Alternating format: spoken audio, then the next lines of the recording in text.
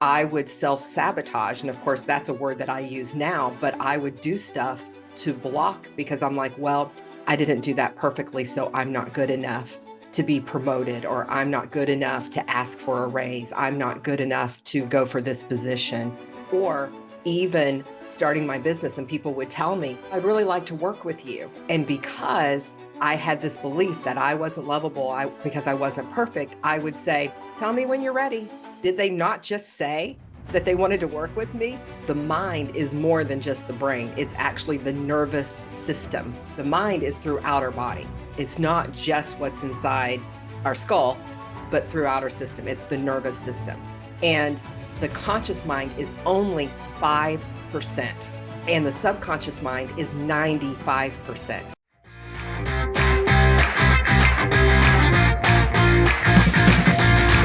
Welcome to Leading to Profit. I'm your host, Kevin Bees, and I've dedicated my career to empowering business leaders like you with the leadership skills, performance psychology they need to build thriving businesses. Are you ready for immediately actionable strategies from world-class profit leaders? Let's dive in. This is Leading to Profit. Welcome back. Here we are at episode 276 of Leading to Profit. Today we have Diana Hooker. Diana is a dynamic and multifaceted professional dedicated to empowering individuals and businesses to reach their full potential. As a Neuro Encoding Specialist, she leverages neuroscience-backed techniques to help clients reprogram their internal dialogue and build resilience. With a strong foundation in accounting and tax preparation, Diana also provides strategic financial guidance, ensuring her clients' businesses are not only compliant, but also poised for growth. So Diana, I'm so excited to have this conversation with you today. I am so excited to be here, Kevin. Thank you so much. Hey, well, it's a really great thing that we have you here. Now, the first question that probably bubbles up for people from that bio is like, hey, well, accounting and finance and neuro encoding, two very unique areas. Tell us, how did those two go together? How did you end up in this situation where you're helping people in the way that you do? So, you know what? The biggest thing is being a problem solver. So naturally, when I was growing up and I discovered accounting, I loved the problem solving aspect of that. And then I wanted to figure out, how does the mind actually work? What are the things that get us from A to B? And why don't we always get there? And that's where the neuro encoding, the neuroscience of it came in. And it's just another form of problem solving. And that's how I use it to problem solve. I love that. What a great way to join those two ideas together. It is about problem solving. I guess one's problem solving with the numbers and the business strategy, and the other one is problem solving with the person, which is, if we problem solve the person and help them even more, then of course that business and strategy stuff will follow anyway. Now, you said you went to work on finding out what gets us from A to B and what stops us getting from A to B. There are a lot of people listening on the call today who have had goals and they've given up because they haven't got there, or they're in the pursuit of goals and not quite there yet. What are some of the things that might be blocking them from getting them to B? Well, I always use personal stories, that I have, because it's the best way, to understand. Because for myself, I had a personal experience when I was 6 years old that I was left behind by my paternal grandparents. And even though in my conscious mind, which is a part of the neuro encoding, right? In my conscious mind, I said I was the luckiest person in the world because I had the most amazing people in my life. But my subconscious mind had this belief that I was not lovable because I was left behind. And maybe if I had been perfect, then I would have been taken along, right? And so fast forward into business, there will be times where before I discovered this link, because I didn't know that when I was 6, I actually just put the link together in the last several years. But there have been times where I've been working in a company, I've been, progressing, because I worked in corporate America before I actually started my own business. And literally, I would self-sabotage. And of course, that's a word that I use now, but I would do stuff to block because I'm like, well, I didn't do that perfectly, so I'm not good enough to be promoted, or I'm not good enough to ask for a raise. I'm not good enough to go for this position. Or even starting my business, and people would tell me, "Oh, I'd really like to work with you." And because I had this belief that I wasn't lovable because I wasn't perfect, I would say, "Tell me when you're ready." Did they not just say that they wanted to work with me? And that's very basic, but that is something that would hold people back. And it's a limiting belief, and it can show up. And if you kind of think about, there's this weed called a thistle, and it'll be in your garden, and you'll have one over here, one over here, one over here, right? And you think that they're three separate plants. But when you pull back the dirt, you'll actually see a labyrinth of roots, and that they're all connected. And that's the same thing with these limiting beliefs that we've created. Is it's a labyrinth, and they pop up in different ways. And it's not always like, oh, well, that's obviously that.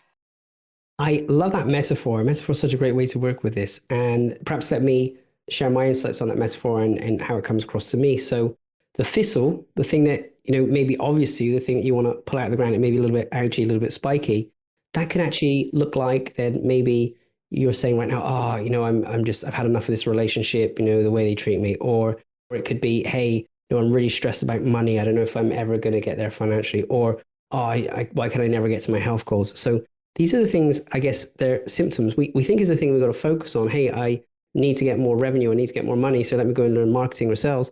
But actually what you're saying, Dana, is underneath that, if we look underneath all of those roots, coming back to your story, and it may not be the same for everyone, but you're saying like the self-sabotage piece for you was you're not lovable. There's an underlying belief or insecurity there that you're not actually lovable.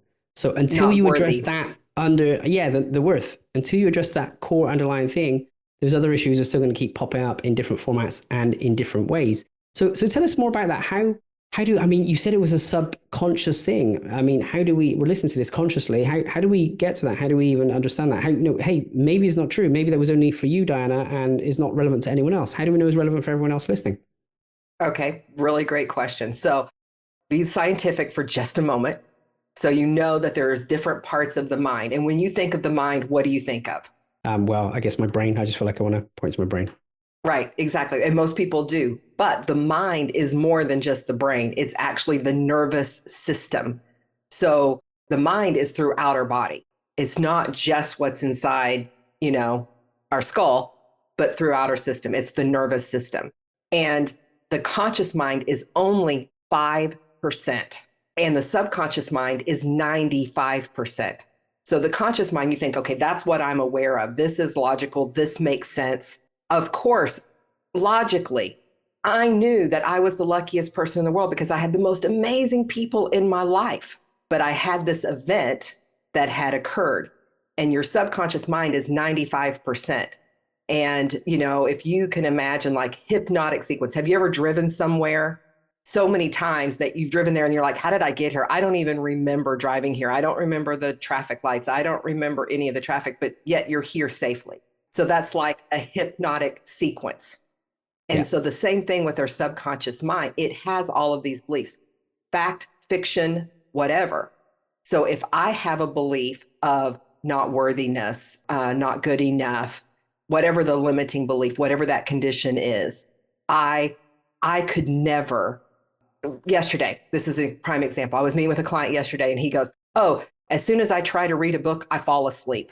And I'm like, you have conditioned yourself to believe that if you read a book that you're going to fall asleep. And it happened when he was a young person that he was reading stuff that did not interest him, and he fell asleep because it didn't interest him.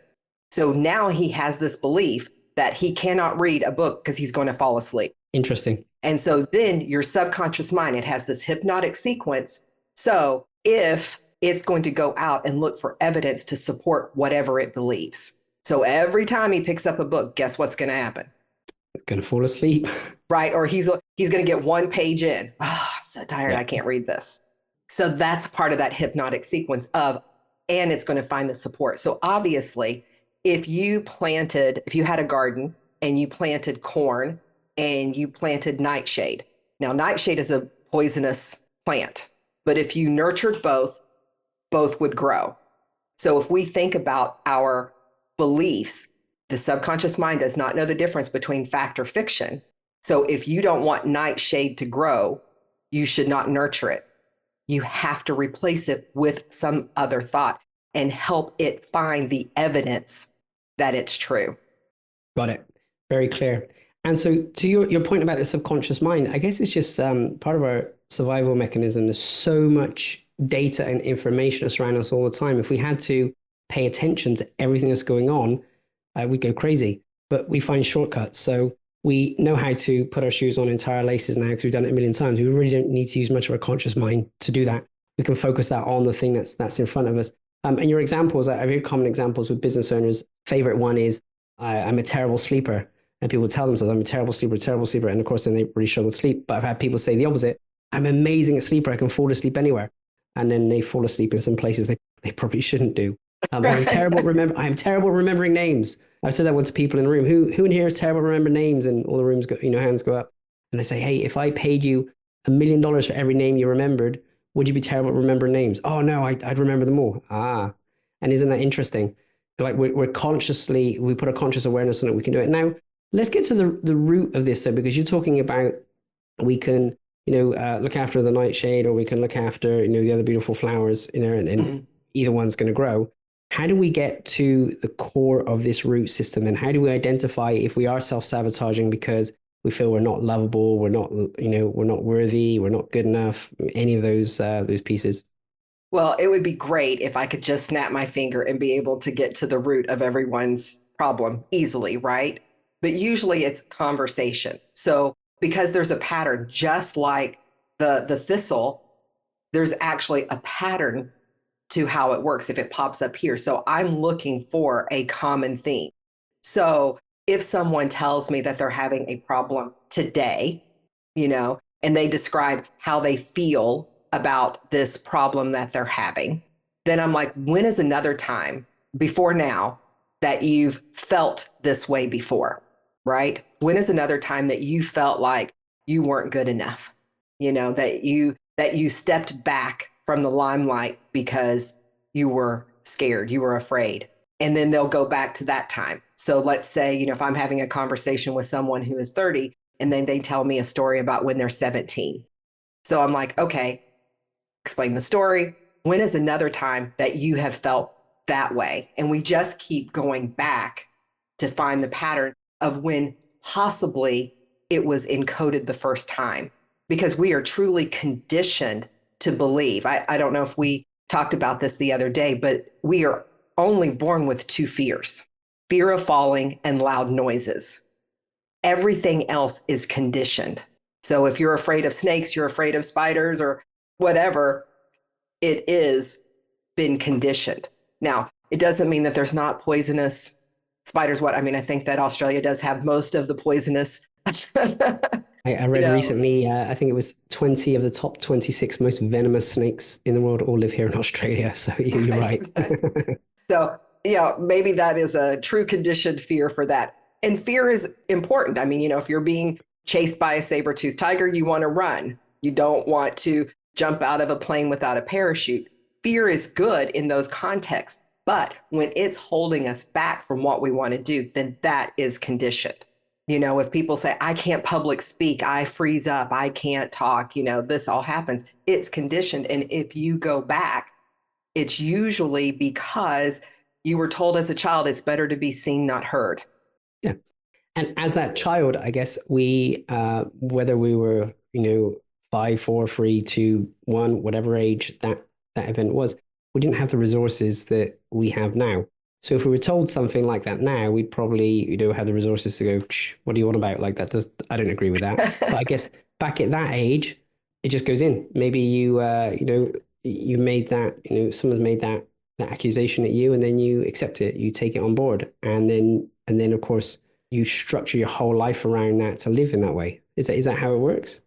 Well, exactly. But it's all subconscious because it's been conditioned. It's consciously, some of the stuff makes absolutely no sense, right?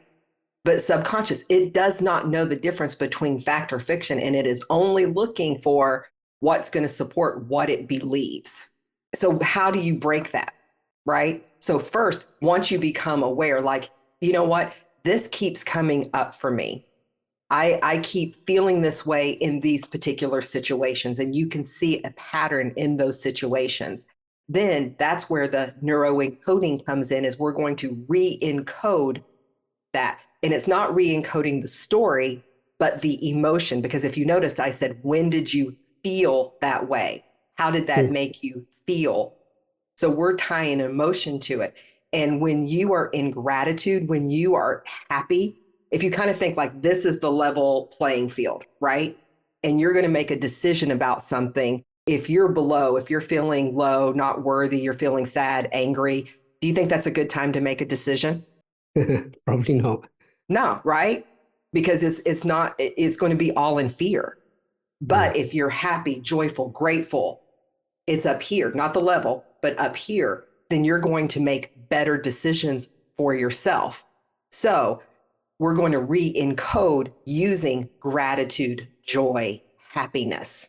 So going back to the situation where I'm 6 years old and my brother is leaving and I'm being left behind, I look at how grateful I was that I had the opportunity to have my mom and my maternal grandmother all to myself, right? Yes. And the opportunities that that afforded me, because it wasn't divided focus.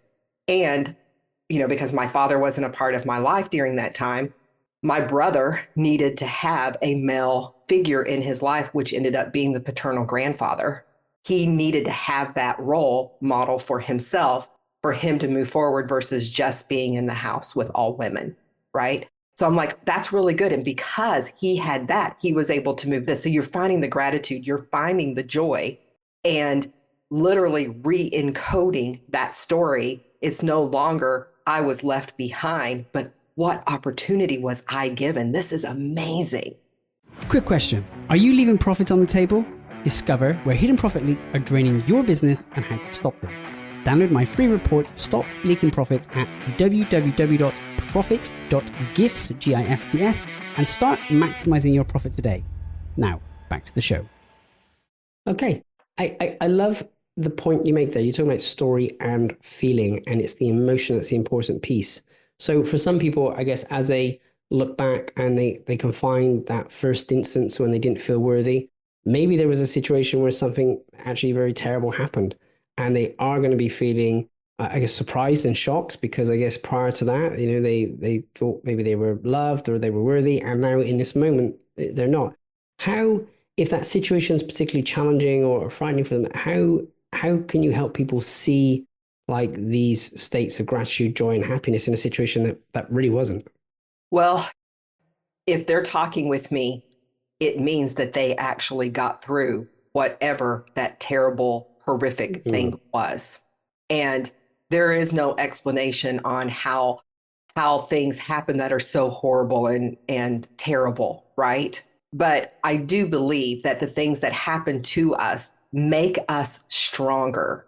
They build character that we need, because we are going to face other things. And because we have this in our back pocket, we experienced this, then we know that we can face something that is worse, or gosh, that's nothing. Do you know what I did? back in this time, even finding that as your positive joy, that can be the gratitude and the joy. Okay, I love that. That's a great frame. And you hit the nail on the head there about we have these challenging times to build our strength of character. I guess that was there for a reason. I heard a metaphor recently, and it was by Jamin was talking about this on episode 260. And he spoke about this idea of, I think it was a biosphere, a biodome. So like the scientists built this perfect environment, perfect soil, and now because there was like the perfect oxygen levels, the perfect heat, what happened in this biosphere is like the trees just grew way faster than they ever would on the outside. And like, wow, isn't this amazing? Like this perfect environment, what happens? But what actually happened is they grew to a certain height and then all of a sudden they just fell over. And the scientists couldn't understand how they fell over. And of course, then they realized like what was different in this biosphere versus like what happens in the real world outside of there. In the real world, the trees, as they're growing, face wind and pressure. And it's that wind and that pressure that helps their roots to grow really strong. And so if they didn't, then of course, when a bit of wind comes through, then they fall over easily. So I really love that. That's it. So the heart of what you're saying though is we get back to the roots. We understand what was that very first time when you felt that way. Go back to the source of the problem, change the feeling, change the story. What happens from there? So you have to reinforce it. It's not like it happens overnight. So again, I use this example. So I have a frame, like I was auditioning for this speak off and I filled out the application. And then right before I hit the submit, I went, what if I'm not good enough? What if I mess up? What if I make a fool of myself? Right? Here's that frame from like when I was 6 years old, right? So literally, I got up from the spot that I was sitting and I went to another location because as long as I stay here, I'm going to still feel this way.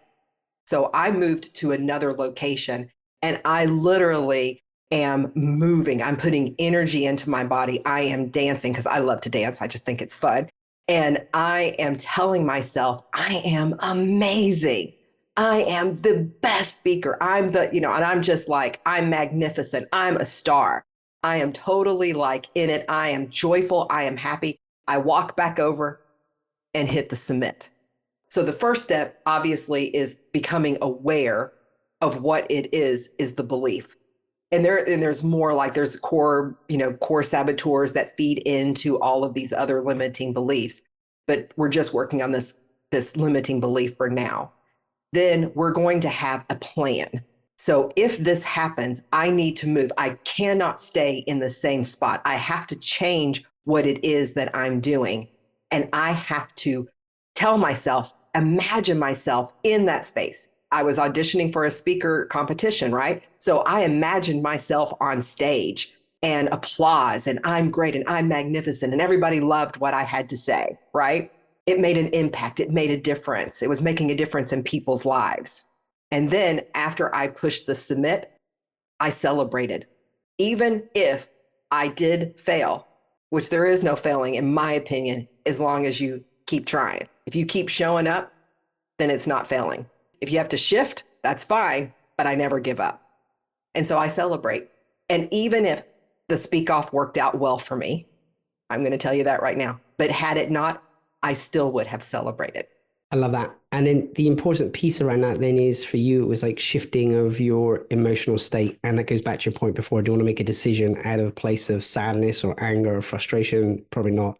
Do you want to submit this amazing opportunity from an energy of I'm not good enough? Definitely not. So you want to attach the better emotions to that. And of course, that sounds like it got you into action. Now, putting that music on and changing state is super important in many scenarios. We got to use that strategy this morning. My 6-year-old is beautiful and she has her own energy. And this morning she didn't really want to move. And we have this song we can put on. Like it started when she was probably 4 or 5. She would have these moments where she would just scream no at me. So I would go to school, no, no, no. And I knew I needed to change her state. But the only thing I could think of at the time was that song, No Limits. And it goes something like, no, no, no, no, no. So Yeah. we just put that song on and dance around like idiots. And now it was interesting because this morning, we've clearly done that so many times. She knew she wasn't in a very good state. She's 6 years old now. And she said, hey, can we put on that song? And we did. And we danced around like idiots for 5 minutes. And then, before you know it, she's dressed, ready to go. And so shifting that emotional state, can really make a major difference in all of these. And going to the real heart of what you say here, Dana, and the bit I think that's different is we've heard before. I mean, Tony Robbins talks a lot about changing your story. But your distinction here is don't just change the story, change the feeling. And then once you change that feeling, what happens to that root system you described? What happens to all those thistles that were growing out of the ground once you go back and change that very core and you do realize that you are worthy or you do realize you're good enough? So what happens is that it's like in order to get rid of thistle, the plant, the weed, you have to pull back the dirt and you have to remove all of the root system, the core, and you can't just throw it in your compost pile because it'll just grow there, right? You actually have to dry it out. So with that same thing, by doing that reinforcement, every time that you have the awareness, hey, this is there. When I have it coming up, this is what I'm going to do. I have a plan. I am magnificent, I am a star, and I'm going to celebrate no matter how well I do. There is no measure of success. The measure is I did it and I'm going to celebrate. So when you continually, you're basically creating a different hypnotic sequence in the brain. You are nurturing a beautiful plant instead of a poisonous one. Wonderful. And for you then, since you've gone back there and you've literally rooted this out, there was a feeling of, not being worthy, not being lovable. What did you replace that with? Like, what's the emotion or the story that you have now? They loved me. I'm lovable. Like Yeah. literally, I said something today and I went, and I said, they loved me, of course. And they went, boy, you have a lot of confidence. I'm like, you have no idea. Because I'm reinforcing it constantly, Yeah. even, by saying I'm magnificent and I'm a star in the same conversation. Here's the thing. I wake up in the morning and I might not feel well. Like immediately, I'm like, oh man, I don't feel good today. Like, oh, I got a headache. I'm stuffy. I didn't sleep well. Like, but instead of going down that track, I immediately go, I am magnificent. I am a star. I get to do this today.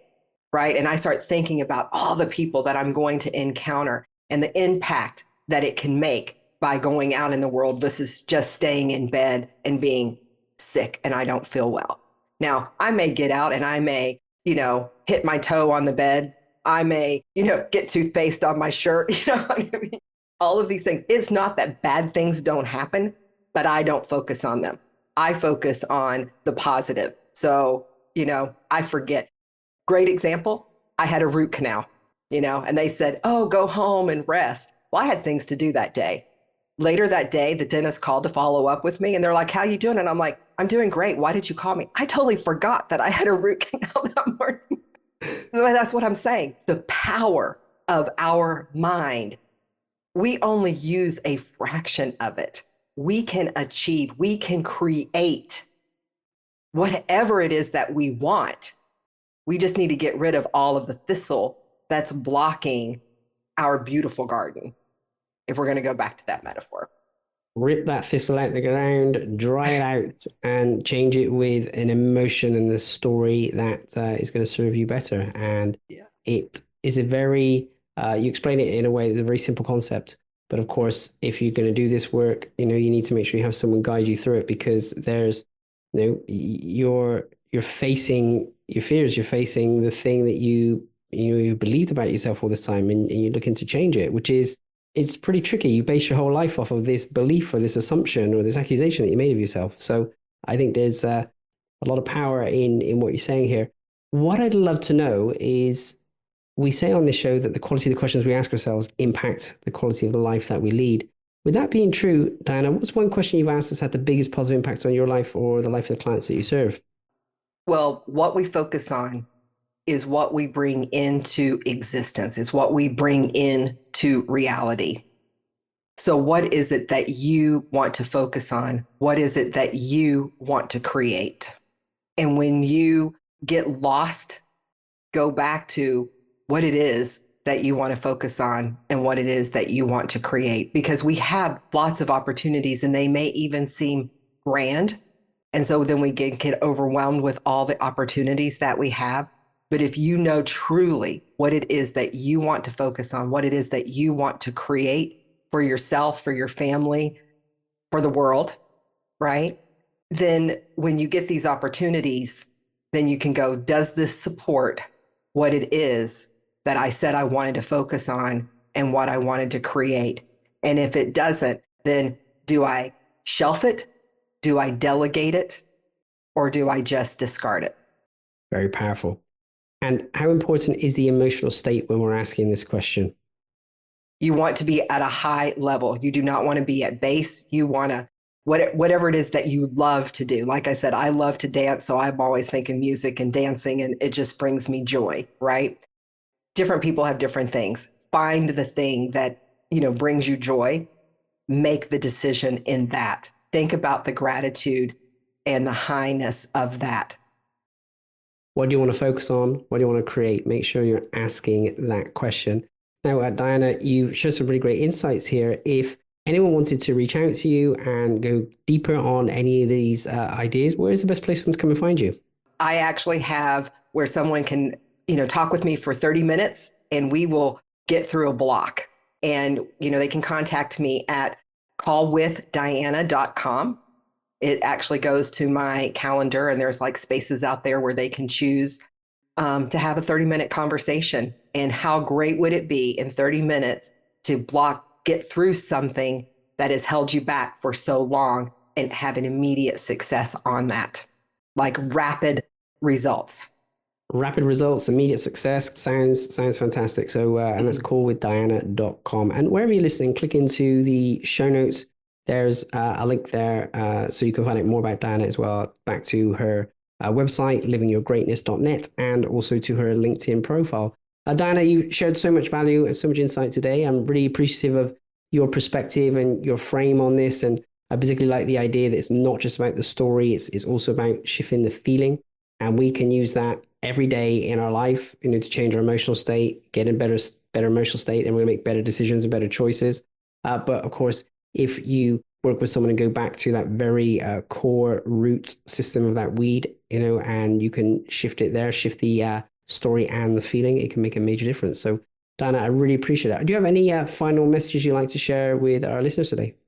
Well, I really did say that it is about what you focus on. Be very intentional about that. At the beginning of last year, I actually made a focus list, and it was very intentional. I have a positive mantra that I say to myself anytime that I am not, feeling on the higher level, and it totally shifts, but every word means something to me. And every day I said, what can I do to make a positive impact in the lives that I come into contact with my words and my actions through this focus list? And I reached 85% of everything that was on my focus list. I love that. Very clear. So be intentional. And whether you're asking yourself what positive impact you can make today, or whether it's another intention, just make sure you are intentional. You're focusing on the things that you want, and you're focusing on the things that you want to create. So, Diana, thank you so much. I really appreciated everything today. Oh, my pleasure. Thank you for tuning in to Leading to Profit. If you found value in today's episode, please subscribe and leave a 5-star review. It helps us to reach more leaders like you who are committed to maximizing their positive impact and profitability. Until next time, this is Kevin Bees, and remember, you stop leaking profit when you're engaged in leading to profit.